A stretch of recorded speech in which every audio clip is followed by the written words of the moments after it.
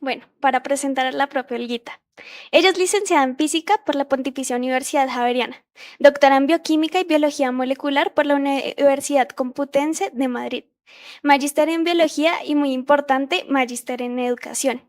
Su sólida formación científica se ha entrelazado con una profunda vocación pedagógica, convirtiéndola en una docente integral que entiende la educación como un acto humano y transformador. A lo largo de su trayectoria ha logrado integrar de manera excepcional la biología molecular, la bioingeniería y las ciencias físicas, impulsando espacios de aprendizaje interdisciplinario en biotecnología, microbiología industrial y química farmacéutica. Su labor contribuye directamente al cumplimiento del ODS 4, el cual es educación de calidad.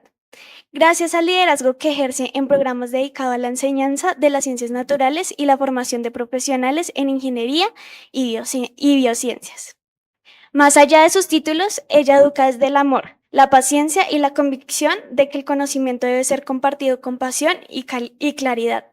Aprender cualquier tema de su mano es sentirse como un niño lleno de curiosidad. Se siente la tranquilidad de que siempre habrá una guía cercana y dispuesta a iluminar el camino. Su importancia no solo radica en sus logros académicos, sino en la forma humana, inspiradora y accesible con la que transforma cada lugar. Por favor, con un fuerte aplauso, recibamos a Olga Ospina.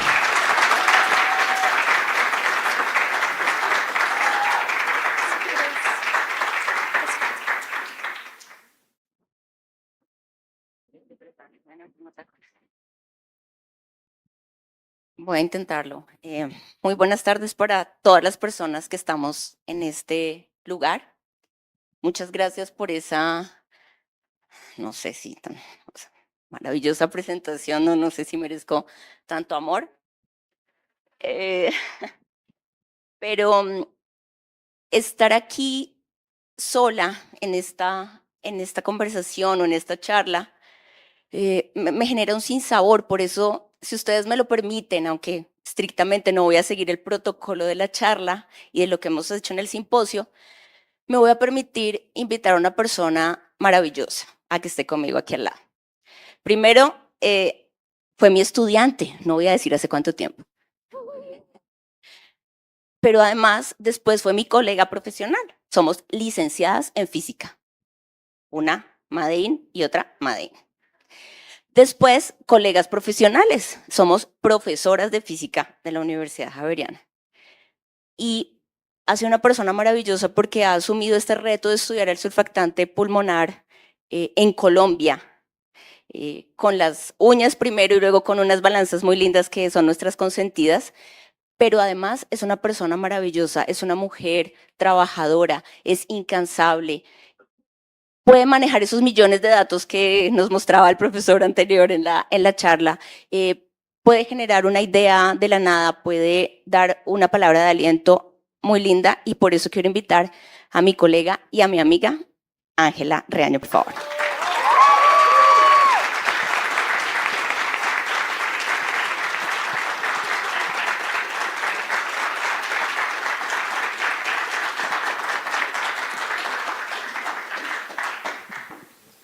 No, pues muy grato esta invitación. Yo no tengo más que sorpresas, alegrías en este gran evento. Yo tengo la fortuna de conocerte y de haber compartido contigo y con muchas otras más personas increíbles, y cada vez me encuentro con más. Y yo creo que todos estemos aquí conectados no es más que unas interrelaciones bien importantes que continúan fortaleciendo para poder generar unos procesos bien grandes, que nos llenen de energía y que nos permitan llenar esos pulmones de oxígeno y transportarlos hacia todo este gran cuerpo. Muchísimas gracias por tu invitación. Gracias por estar aquí.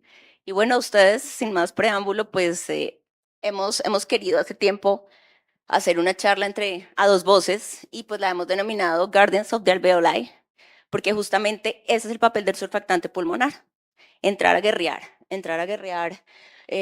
una interfase aire líquido donde se da la vida. Si ese surfactante no funciona, no tenemos vida en los mamíferos. Entonces, y nosotros estamos en ese grupo, ¿verdad? Entonces, bueno, una aventura hacia el pulmón humano.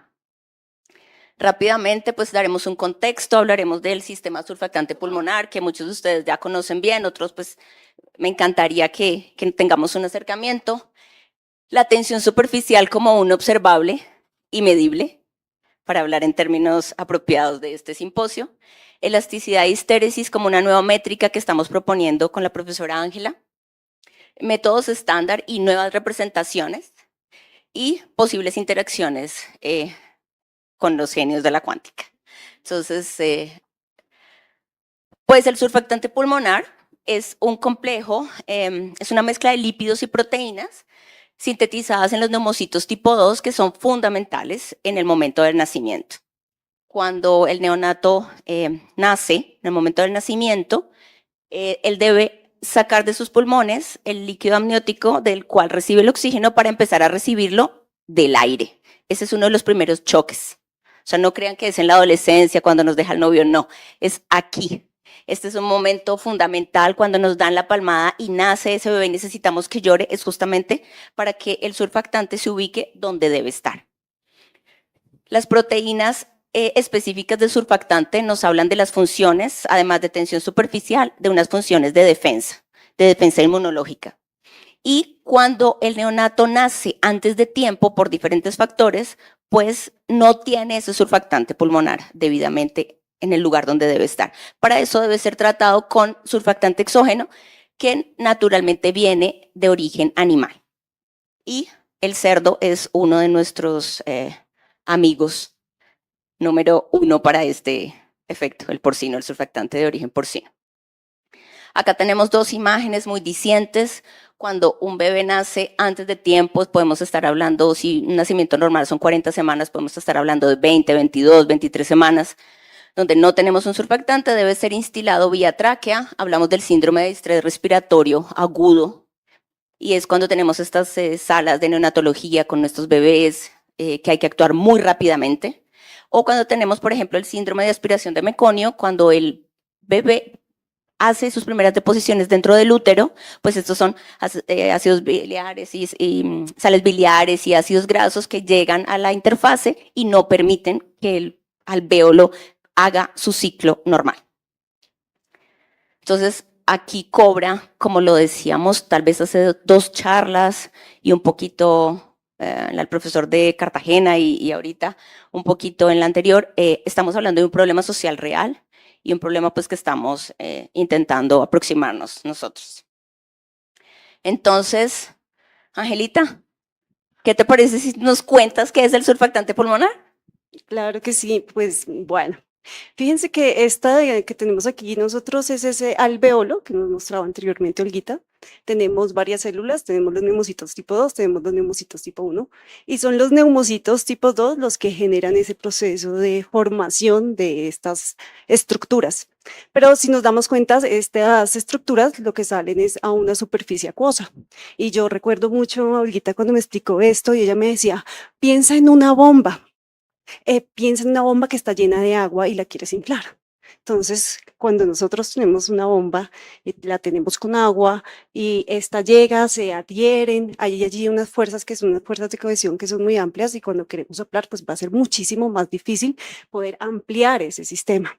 Entonces ella me decía, eso es lo que le sucede a ese nené cuando no tiene ese surfactante pulmonar. Ahí empecé a entender un poquito qué era ese proceso de lo que corresponde la tensión superficial, porque lo que va a hacer estas estructuras, que son estructuras lipoproteicas, aquí un poquito reorganizadas, que vamos a ver más adelante, es ubicarse en esa bomba, en ese elemento, y poder hacer preciso que pueda respirar, hacer ese proceso relacionado un poco con lo que corresponde a la ley de Laplace. Y es que nos dice, bueno, el radio es directamente proporcional a la presión. Entonces, claro, si tengo un radio muy pequeño, esos alveolos muy pequeños que no tienen todos los mismos tamaños, tienen diferentes tamaños, entonces esos tamaños que son muy pequeños, les va a costar muchísimo más poder hacer ese proceso, si es allí la importancia de este surfactante, identificar que como son diferentes áreas, pues la relación de compresión y expansión va a ser aquí una relación característica para poder determinar y analizar estos sistemas.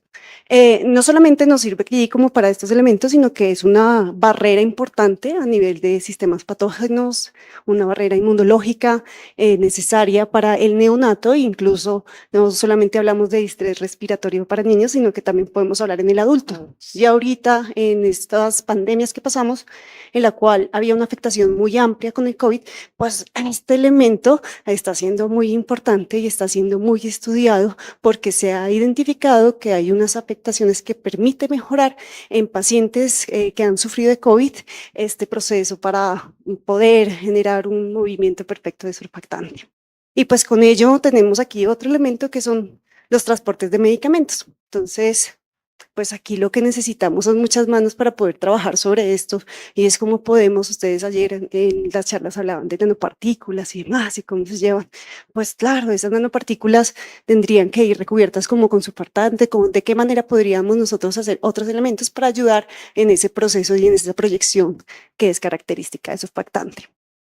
Entonces, ya sabiendo más o menos cuál es esa importancia del surfactante, acá lo que tenemos es esa composición. Hay una estructura determinada, no todas las membranas tienen las mismas características, son muy específicas, y esta membrana pues está constituida en general por proteínas, si se dan cuenta, es muy poco el porcentaje de proteínas, y de resto son lípidos, fosfolípidos, y una muy importante que es denotada la DPPC, dipalmitoil fosfatidilcolina, que es una relación bien interesante que nos habla allí de fuerzas de Van der Waals. Para poder dar unas características específicas del sistema. Gracias. Entonces, acá vemos un poco esas configuraciones que podemos identificar y vemos unas fases que pueden llegar a pasar dentro de estos elementos. Tenemos la SPA, la SPB, proteínas importantes que si bien dijimos que el porcentaje es muy poco, sin estas proteínas, pues el surfactante no funciona. O sea, es un complejo que tiene que estar compuesto en toda su composición, una generalidad de ese sistema. Entonces, voy a dar como unas generalidades, líquido condensada. Entonces, tenemos esas fases líquido condensada, líquido expandida, que ya vamos a ver por qué es una relación importante, porque está relacionado con el trabajo que nosotros hacemos en el laboratorio de biofísica molecular. Quiero contarles que, ¿escuchan? Quiero contarles que aquí tenemos pues 4 surfactantes exógenos específicos que tenemos en el mercado. Curosur italiano, Infasur pues americano, norteamericano, el Curosur también, Sulfano también, y son diferentes formulaciones, son diferentes formulaciones exógenas de surfactante con los cuales nuestros niños pues son instilados en caso de requerirlo. Y la composición básicamente es una mezcla de lípidos y proteínas, como lo ha dicho Angelita anteriormente. Algunos están suplementados con otros fosfolípidos que le pueden generar una mayor resistencia al estrés mecánico, y hay algunos que les quitan el colesterol. Entonces, todos estos, pues, hay procesos, y el problema de estos medicamentos, o no el problema, sino en términos generales, la situación que nos convoca es que una dosis de surfactante pues tiene un alto costo para, digamos, nuestros en una sala de neonatología que tenga o niños colombianos que requieran este tipo de suplementos. Entonces, ¿cómo obtenemos el surfactante nativo en el laboratorio? Vamos a una planta de desposte, obtenemos los pulmones de estos animales recién sacrificados. No se preocupen que todos van a tener que ir y a montar. Y tiene que ser de pulmón recién sacrificado, de animales recién sacrificados. No tenemos compromiso ético porque estos animales se sacrifican para el consumo de carne todo el tiempo. Pues en Colombia es un país consumidor de carne de cerdo, de carne de res bastante amplio, con lo cual tendríamos como poder generar nuestro propio surfactante, que es mi sueño dorado algún día. Entonces hacemos lavados broncoalveolares, utilizamos centrífugas de ultracentrífugas a grandes gravedades para poder separar esos materiales. obtener esta función, esta capita aquí, como ustedes ven, que son tubitos de ensayo bien pequeñitos de los que utilizamos en el laboratorio comunes, y esta capita aquí blanquita queda separada en un gradiente de densidades, ese es su surfactante. Entonces, a partir de 2 litros de este juguito rosadito que ustedes ven aquí, que es el lavado alveolar, porque pues está afectado y tiene sangre, a partir de 2 litros de lavado broncoalveolar obtenemos aproximadamente de 3 a 4 mililitros de surfactante. De ahí el precio. O sea, no es un proceso rentable. Vamos a tener millones con la mecánica cuántica y eso está aprendiendo. No, con la cuántica puede que sí, como lo dijo el profesor Alfonso en su primera charla, pero con surfactante la cosa es otro precio. Entonces, ese surfactante lo podemos, así como tenemos nuestra ecuación de Ohm con energía oculta, aquí también necesitamos separar ciertos elementos. Necesitamos obtener una extracción, un extracto orgánico. Este extracto orgánico tiene este tipo de perfiles y cada pico nos identifica, podemos identificar qué elemento es. Separamos proteínas, separamos fosfolípidos, separamos colesterol y luego empezamos a mezclar en diferentes cantidades para saber si este proceso funciona in vitro, qué podemos hacer, qué podemos mejorar, cómo nos podemos mover. Entonces recordemos pues, que el surfactante pues, es ¿qué se espera en el momento del nacimiento? El surfactante llegue muy rápidamente a la intentación del líquido alveolar, que genere, que pueda, permita esos ciclos de compresión y expansión, que entre el aire sin que el alveolo explote, que salga el aire sin que el alveolo colapse y pues que sea estable en el tiempo. Entonces necesitamos un restablecimiento efectivo. Necesitamos y mantener estos estados de máxima compresión, como para que lo tengamos en mente, que es nuestro trabajo biológico. Angelita, ¿cómo medimos eso en el laboratorio? Bueno, los medibles, los observables, ahí yo como que me embolato un poco con esas técnicas. Sin embargo, sí es muy importante aquí aclarar que vamos a tener unos equipos muy importantes que, como muy bien lo dijo Olguita en algún momento, son nuestras consentidas. Estas consentidas nos permiten a nosotros medir lo que corresponde a esa tensión superficial. Y nosotros tenemos 2 consentidas en el laboratorio, pero una de estas nos permite analizar la absorción, no absorción, sino la adsorción de estas estructuras lipoproteicas, y la otra nos permite dar un poquito de claridad de cómo son y cómo se comporta dentro de ese proceso de compresión. Aquí va a ser algo muy importante y es que si bien no tenemos como tal un sensor, allí tenemos es una placa que hay toda una relación mecánica del sistema, tocaré hacer diagrama de cuerpo libre y todo, pero eso se los dejo de tarea. Pero aquí sí tenemos esa plaquita que es la que nos va a permitir hacer una relación para analizar esa tensión superficial y las unidades que miden son unidades en torno a miliniutómetro. Acá en esta gráfica pues observamos ese medible, ¿no? Y es esa relación que hay en términos del área con respecto a esa presión superficial. A medida que nosotros hacemos como un proceso de compresión, si nos damos cuenta, nosotros veíamos que ese alveolo tiene una forma muy característica, es una forma esférica, pero lo que nosotros estamos analizando aquí es un sistema in vitro con una característica que es un cuadrado allí. Entonces estas barreras pues obviamente nos plantean allí unos limitantes que aún así nos permite observar y dar unas características de este sistema. Y pues nosotros observamos esto y yo les mostraba anteriormente una gráfica en la cual estaban esas estructuras, cómo se reorganizaban, hablamos de transiciones, pero ¿cómo podemos ver nosotros esas transiciones? Olguita, porfa, ¿tú nos puedes explicar un poquito sobre eso? Gracias. Con estos balances de tensión superficial, nosotros podemos transferir el material que está en la interfase en soporte de vidrio. Si tenemos un material marcado con una sonda fluorescente, llevarlo a microscopía fluorescencia e identificar en dónde se organizan estas moléculas. La posición, la posición. Y también lo podemos, por ejemplo, llevar a soporte MICA para llevarlo a EPM y mirar ese paisaje.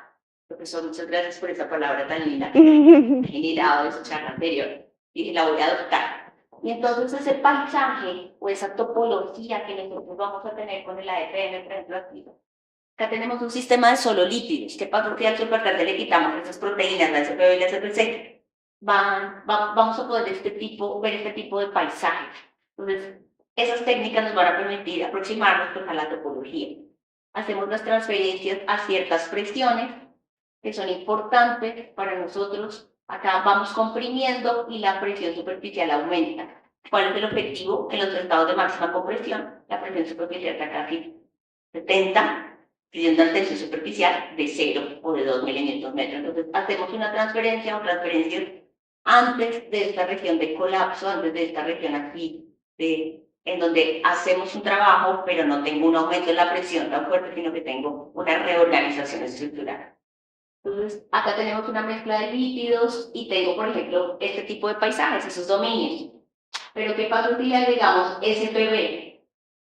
Quiero que se lleven hoy en su corazón que las proteínas más importantes para el funcionamiento del surfactante son la SPB y la SPC. En experimentos con ratones knockout del gen de la SPB, donde no expresa esa proteína, el ratón muere. Entonces, para la vida, esa proteína es fundamental. Va a permitir la respiración y el intercambio gaseoso. Entonces, miren cómo cambian los dominios, miren cómo a medida que aumenta la presión, esto se va mezclando en un paisaje, mínimos de energía, unos máximos ahí muy interesantes. ¿Qué pasa si colocamos solamente la SPC? Entonces, estamos deconstruyendo el sistema para mirar cómo son esas propiedades de nuevo. Vemos unos dominios mucho más marcados, algo aquí que no pasa, pero cuando empezamos a entrar a esa región de colapso, miren cómo se ve. ¿Y qué pasa si tenemos las dos proteínas juntas en la misma proporción? Es un trabajo muy bonito que fue publicado hace tiempo.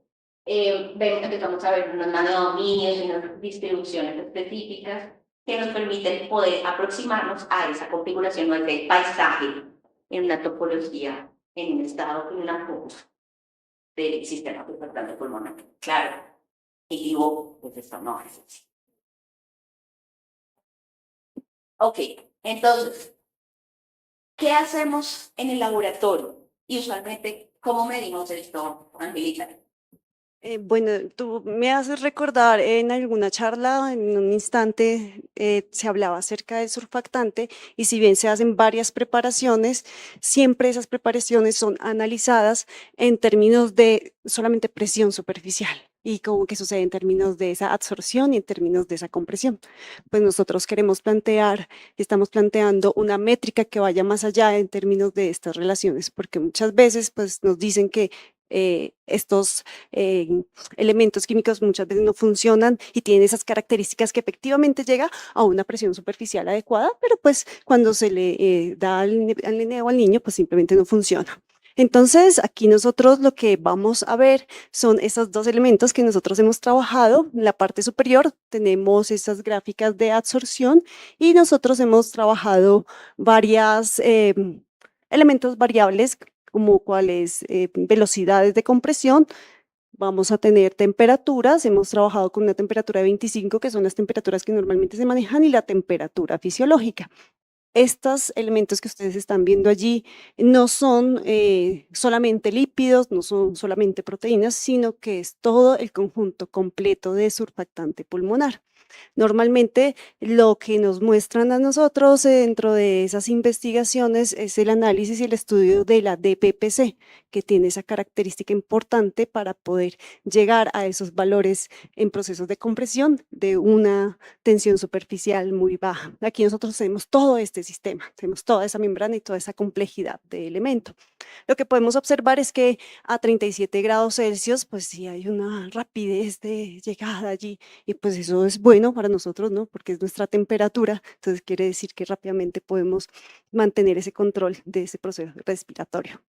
Y acá bien hicimos unas gráficas que en esas columnas podemos ver una relación de masas que están relacionadas con concentraciones. Nosotras hablamos en términos de masas y pues identificamos que cuando hay muy poca masa, el surfactante llega a unas relaciones de presión que son solamente como presiones de equilibrio, pero no logra ir más allá a esa reducción de presión superficial que queremos cercana, de tensión superficial cercana a cero, sino que es una un valor que allí queda estable, pero cuando aumentamos esa relación de concentración, pues observamos que sí, que efectivamente se llega, sí, hay una relación en términos de la concentración, hay una relación en términos de la rapidez y de esta manera es las formas en las cuales generalmente se trabaja. Nosotros esto lo queremos analizar desde un sistema mecánico y para hablar de ese sistema mecánico, pues vamos a hablar de la elasticidad y la histéresis, de elasticidad y histéresis. Mentiras.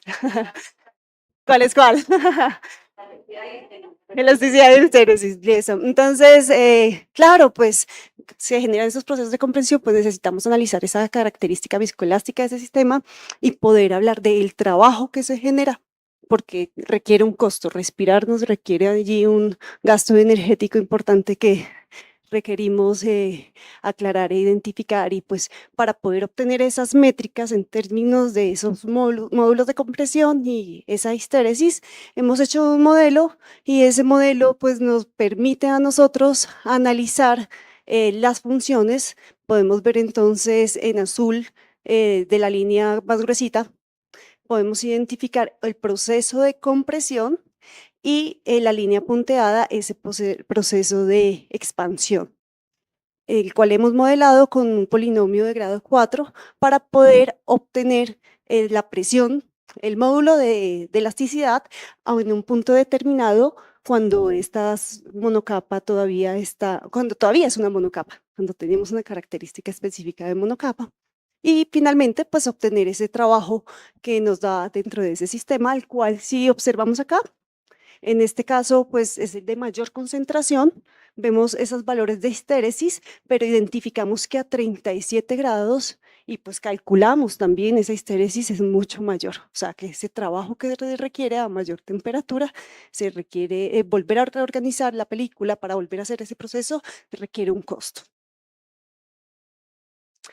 Y de esa manera hemos obtenido los valores, términos de presión, módulo de elasticidad en el punto que habíamos determinado anteriormente y el proceso de histéresis, de lo cual que observamos que esa membrana en términos biomecánicos pues no se modifica esa característica de histéresis, así nosotros aumentemos la velocidad, así nosotros, bueno, aquí no solamente colocamos las de 50 microgramos, pero pues en términos de las masas y demás, pues teníamos exactamente esas mismas relaciones y características para analizar. Y en cuanto a la histéresis, pues sí observamos que el primer ciclo, especialmente a 37 grados, nos cuesta. Y lo que decía Olguita cuando nos daba ese contexto, decía, bueno, necesitamos la primera respiración porque nosotros, pues, ¿cómo respiran los bebés? Los bebés respiran es por el cordón umbilical. Y acá nosotros necesitamos ya destapar ese sistema y poder hacer ese proceso de transferencia de nutrientes, de oxígeno y demás. Entonces necesita un costo increíble. Ya después, poco a poco, vemos cómo se va regulando ese proceso. Entonces, pues bueno, ya con esto tenemos aquí una página en blanco, pues porque en verdad con ese nombre que se le puso a esta charla, nos damos cuenta que aquí hay unos personajes muy importantes y me gustaría que me comentaras quiénes son esos personajes importantes. En esta metáfora que hemos utilizado de aplicaciones de Alex y de alveolar, está nuestra DPPC. Algunos han visto la peli, otros no. Yo no, a mí me costó. Pero la DPPC es la capitana de la condensación. Sin DPPC nosotros no tendríamos esa posibilidad de llegar a tan bajas tensiones superficiales en estados de máxima compresión. ¿Y qué nos permite esto? Su estructura. Tiene dos cadenas hidrocarbonadas completamente saturadas. Entonces esto permite que estéricamente ocupen menos espacio cuando se está comprimiendo. Tiene un poder, tiene una función y tiene un arma especial. Y justamente allí es donde muchos trabajos se hacen solo con DPPC, porque son más fáciles de lograr, y a 25 Celsius en condiciones que estimulan ciertas características. Nosotros nos atrevemos, con Angelita fuimos brave, fuimos súper valientes al intentar hacer estas cinéticas a 37 grados. La gente que publica mucho en surfactante no lo hace porque es muy difícil. Entonces ahí hemos tenido un poco de problemas con los referees y tal, porque dicen, bueno, a 37, porque cuesta tanto, no alcanzamos a llegar a esas presiones porque el estado está más fluido. Entonces empezamos a jugar con esa elasticidad y con esos módulos de compresión. Los fosfolípidos insaturados, no solamente la HPC, sino la POPC, la POPG, fosfatilicerina, son fosfolípidos que le dan flexibilidad a esa bicapa, los monocapas. La HPV, sin este loco, no hay intercambios, sin este personaje clave, no tenemos vida. Es la que nos permite el transporte de esos fosfolípidos, la HPV. Estructuralmente forma unos dímeros que permiten, tienen unos poros que por allí van a pasar los fosfolípidos y se van a colocar en la interfaz. Entonces todas esas interacciones nos dan mucho tema para pensar. La FPC, que tiene esas dos cadenas palmíticas aquí, permite que las bicapas se ensamblen. Entonces podemos pasar de monocapas a bicapas a multicapas y tener esos reservorios en los estados de máxima compresión. Cuando el alveolo se expande, que vuelve y se reextiende ese material. Entonces es ahí cuando yo les digo a mis estudiantes, a mis amigos, a todos cuando hablamos de surfactante pulmonar, hagan consciente su respiración en este momento. Cuando uno hace consciente su respiración, ay, qué chévere ese fosfolípido, está funcionando. Angelita lo mencionó en la pandemia, cuando nosotros nos vimos enfrentados al COVID, que tuvimos tanto problema de saturación, tuvimos tanto problema de afectaciones al pulmón, pues justamente el surfactante pulmonar se vio inhibido y por eso hacemos estudios con poca masa. ¿Para qué? Para poder correlacionarlo con un sistema de inhibición de surfactante. Por eso utilizamos 10, 25 y 50 microgramos. No estamos intentando simular la concentración de surfactante en el pulmón, pero estamos intentando hacer una caracterización rigurosa y juiciosa bajo todos los criterios físicos. Y pues el colesterol. Este loco le da flexibilidad, le da rigidez, modula transiciones de fases. Algunos se lo quitan, algunos surfactantes sexuales quitan el colesterol, pero nuestro surfactante tiene un 5% de colesterol, entonces debe estar ahí en las formulaciones. Bueno, Angelita, Nos quedan 5 minuticos y yo creo que está perfecto. sí. ¿Cómo unimos esto? Nos invitaron a este simposio, profesor, igual que usted. Y entonces nosotros dijimos, así como algunos más que nos contaron, cómo vamos, y el surfactante pulmonar y la cuántica, ¿dónde nos unimos? ¿Qué te parece si llamamos a un amigo? Me encanta. Pues llamamos a un amigo experto en mecánica cuántica. Claro que sí, vamos a llamarlo. ¿Punta? Eso, llamemos a Alfonsito, por favor. Una llamada a un amigo. Llamamos a un amigo. Ah, pero este hombre no nos quiere contestar. No, eso es para ti, no para nadie más. Y bueno, y también llamemos a un estudiante. Vamos a escoger al azar un estudiante a dedocracia, ¿listo? Porque queremos que ya con todo lo que han visto, ya estamos casi que terminando estas charlas, muy seguramente ustedes ya tienen alguna relación de cómo poder correlacionar esto con la cuántica. Entonces vamos por allá atrás, este querido estudiante que hace parte del semillero. Entonces, Juan, adelante. Vamos, yo quiero que nos hagas como alguna pregunta y que cómo relacionarías estos sistemas. Entonces les damos la palabra. Vamos a ver, Juan, qué nos comenta.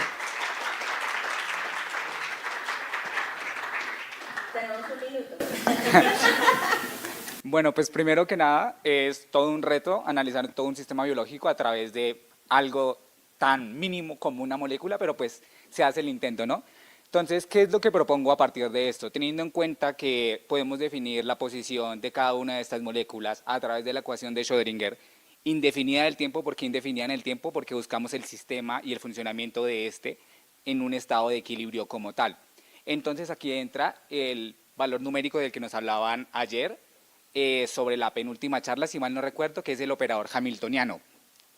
¿Qué hacemos con este operador? Básicamente definimos la energía neta del sistema en coordenadas matriciales, teniendo un valor de este R dado en una coordenada I, en J y en K, otorgándole a este propiedades de una matriz, permitiendo así determinar la identidad de la matriz o incluso diagonalizarla y aplicando así tanto álgebra como ecuaciones diferenciales debido a la naturaleza de la ecuación de Schrödinger para poder determinar el punto exacto y así determinar las posibilidades físico-químicas que le da a la molécula como tal. ¿Qué es lo que pasa? Netamente, para esto existen los números cuánticos, ¿no? Pero con los números cuánticos únicamente podemos definir la posición, y más que la posición es la posibilidad de encontrar un electrón, porque como tal, por el principio de incertidumbre de Heisenberg, es prácticamente imposible definir el momento y la posición de un electrón en el mismo tiempo, al mismo tiempo. Por lo tanto, es una opción que, aunque de cierta manera no nos entrega la posición exacta, es una gran aproximación, además de ser netamente matemática y sin la necesidad de tener que usar espectroscopía nuclear y demás. Por lo tanto, esa es mi propuesta. Obviamente, pues, no deja de ser tan solo una aproximación y seguramente se tenga que analizar bajo un solo componente del sistema biológico. Propongo que sea el DPPC, ya que es el sistema, o bueno, la molécula que le entrega la mayor parte de sus propiedades físico-químicas al surfactante pulmonar como tal. ¿Qué dice experto? ¿Lo contratamos para un trabajo de grado? Pero de doctorado. Vamos a ver, rápidamente. Todo lo que está ahí, esos 1, 2, 3, 4, son nombres para lo que en teorías más formales se llamarían fuerzas efectivas, que eso sí se hace bien en partículas elementales porque es más simple. Si tú regresas la diapositiva, fíjate que ahí tienes los hidrógenos, ahí hay un montón de interacciones que en realidad son cuánticas. Acuérdate que siempre que se genere, se crea o se destruye un enlace, eso es orbital electrónico, eso es estrictamente mecano cuántico, ¿cierto? Aquí hay varios aspectos que ya en mi opinión personal, la gente no le hace a la cuántica, ya Miguel nos va a mostrar, él se va a hacer mecánica cuántica primero a temperatura cero y no para tantas moléculas, más bien para poquitas, y no es por culpa del computador, es porque sencillamente no la sabemos hacer. Entonces aquí tenemos dos problemas enormes y es la diversidad de interacciones que no las sabemos escribir. Tenemos otro problema más grande que es la temperatura más la presión. Eso tampoco lo sabemos hacer en mecánica cuántica. Y fíjate que ni siquiera en mecánica clásica, porque yo te digo a ti, ya que creo que fue Ángela la que dijo que hagamos el diagrama de cuerpo libre, yo te pregunto dónde está la temperatura en la ecuación de Newton. Entonces date cuenta que desde la mecánica clásica traemos la temperatura ahí colgando, chilingueando y no sabemos dónde ponerla, cómo incluirla. Entonces tenemos ese problema aquí, tenemos un problema de escala, porque aquí clarísimamente sí hay de los que tú tienes ahí, por ejemplo Van der Waals se puede ver como medio clásico, ¿cierto? Y tenemos un problema de escala que ayer creo que ponían a Zurek, yo no recuerdo quién ponía a Zurek ayer. No recuerdo. Entonces ese personaje que es un polaco, él habla que la mecánica cuántica propone de 10 a la menos 9 para abajo, o sea, digo que el mundo de 10 a la menos 9 para abajo es cuántico, de 10 a la 6 para arriba es clásico y entre 10 a la menos 6 y 10 a la menos 9 es una transición extraña, eso lo llaman el desierto. Entonces es como cuando se está tratando de construir un lenguaje de transición entre cómo se habla el mundo clásico con el mundo cuántico. Hay varias propuestas, entonces, y justamente toda la bioquímica, todas las células, todas las proteínas están en ese intervalo, ¿cierto? Y de hecho desde el año 85 más o menos, la gente ha hecho muy exitosamente efecto túnel para ciertas enzimas de cobre principalmente, y funciona y está bien. Cuando empezaron a hacer, pasaba con tu propuesta de proponer un nuevo lenguaje para el surfactante, los referees los destrozaban, pero lo tenían bien, los que estaban mal en los referees. Entonces, todo esto es cuántico, lo que pasa es que no lo sabemos hacer y Miguel nos va a mostrar lo poquito que podemos hacer cuántico, que la gente cree, valida y los referees no destruyen los trabajos. Entonces… Gracias. Enmarcados un poquito en la charla del profesor Reinaldo, yo diría, bueno, estamos en el realismo, antirrealismo, hacia qué lado nos vamos. Nosotros tenemos unos datos, tenemos unos bebés, tenemos un problema social y tenemos una propuesta. Nosotros, y por eso también invitamos a Juan y al profesor Alfonso, pues estamos proponiendo esto. Esperamos que el niño Dios nos traiga este paper. Estamos afinando un par de comentarios, algunos referees puntillosos. Ustedes no los conocen, no, pero y pues estamos en este trabajo y es un trabajo que hemos realizado Madein, PUJ y Universidad Distrital. Pero bueno, fíjate que, para terminar muy rápidamente, esto no es ni realismo ni positivismo, esto sería una escuela de optimitismos. Y pues entonces aquí queremos terminar agradeciendo a todos estos chicos, a todas estas mentes, a todos estos fabulosos seres. Y pues una vez empezamos a pensar en esta charla dijimos con Angelita, pero ¿qué relación tenemos con la cuántica? Y yo decía, pues todos estos manes de esa foto linda, pues sí. Entonces… Tú y el Reño me preguntaban que por qué, entonces a mí lo que me parece fantástico es que son dos sistemas, el de Reño y el tuyo, estrictamente cuánticos, todo es cuántico, donde los métodos clásicos funcionan perfecto. Y eso es lo que es fantástico, esa es la conexión. Y nuestro sueño dorado es que podamos tener ese background teórico para poder pasar a pensar en términos industriales de obtener un surfactante Made in Colombia.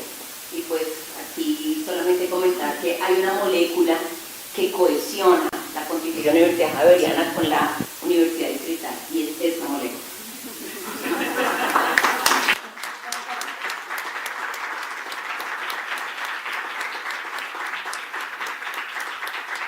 Muchas gracias a todos. Muchísimas gracias, profesora Olga, profesora Ángela. Muy, muy importante ese aporte. Vamos entonces a abrir el espacio. Tenemos acá dos, ya.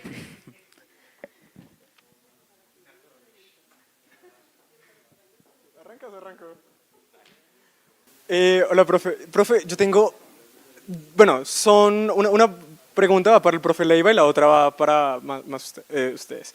Es una pregunta específicamente con la metodología para la extracción del surfactante y es, ustedes comentaban que la fase móvil que están usando para la extracción de los alveolos no es recuperable por los lavados, porque los lavados, en lo que entiendo, se hacen directos sobre el pulmón.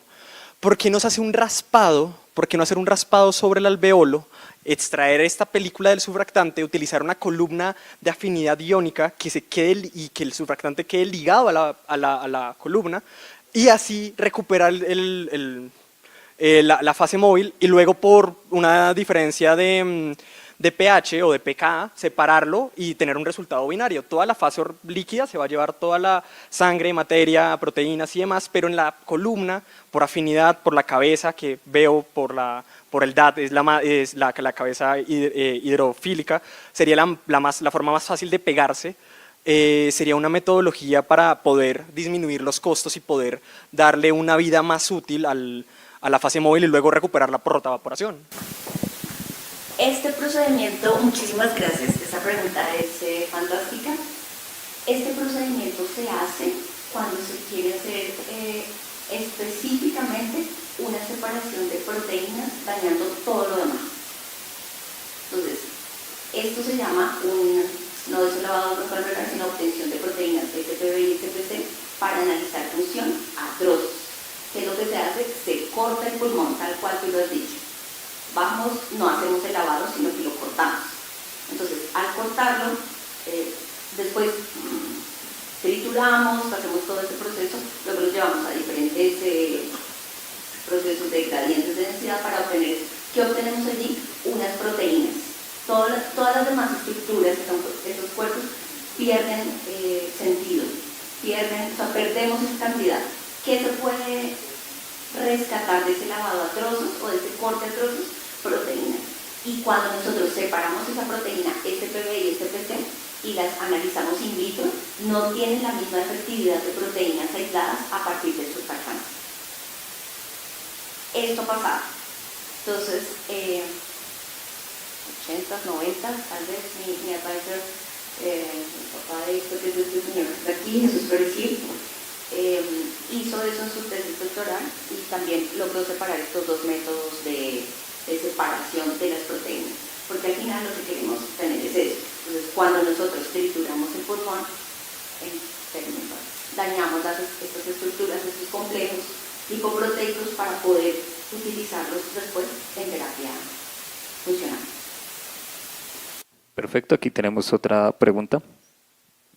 Bueno, yo no soy físico, yo soy biólogo, entonces va a ser un poquito más hacia esta línea. Entonces, digamos que el objetivo al final es escalarlo a nivel industrial. para poder producir. Y con un rendimiento tan bajo, digamos que el método tradicional de extracción pasa lo mismo que ocurría con la insulina y el páncreas de cerdo. Es muy bajo el rendimiento. Al ser un sistema muy complejo, que no podemos simplemente coger un vector de expresión y mandar a las dos SPB, no podemos hacerlas, no han proyectado hacer bioreactores con células madre o con neumocitos diferenciados que se pueda escalar para la producción de esa matriz extracelular, porque claro, una farmacéutica o algo dice el rendimiento es tan bajo que el nivel de costo va a ser muy alto, que es el problema que estamos atendiendo ahorita. Entonces, me gustaría saber si han trabajado hacia la proyección de un bioreactor para la producción de esa matriz extracelular. En efecto, es uno de los procesos que se está haciendo ahorita en España, en complicidad, digo yo, con Chiesi Farmacéutica, que es la que produce Curosur.